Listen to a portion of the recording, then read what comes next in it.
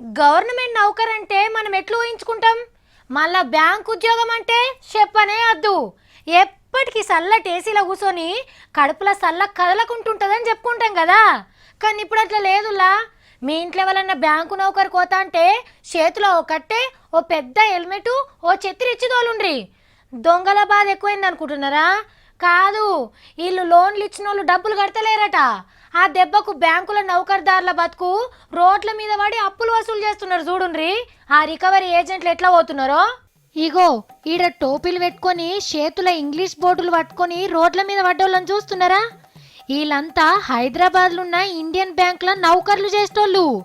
జీతాలు గిట్లా పెంచమని ర్యాలీ తీస్తున్నారా ఏంది అని అనుకోకుండ్రి.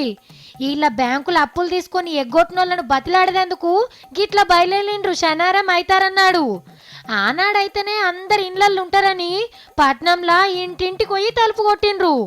అప్పు వసూలు చేయకపోతే పెద్దసార్లు నిద్ర పోనిస్తలేరని ఎవరు తన్లాటలాళ్ళు ఎల్లవోసుకొని వచ్చిండ్రు. అబ్బా ఎర్ర టెండలా ఏంది తిప్పలు చెప్పుండ్రి. ఊకేనన్నా బ్యాంకు నౌకర్లు చేరుతాం కదరా అని అనుకుంటుండొచ్చు కదా. కానీ గీ పని చేస్తున్నందుకు బ్యాంక్ ఆఫీసర్లను మెచ్చుకోవాలి.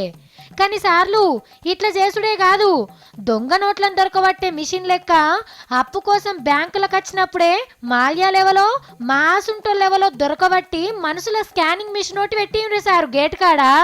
అప్పుడైతే మీకు ఏసీ అర్రాలు నిడిచి రోడ్డు మీద పడే పరిస్థితి తప్పుతుంది.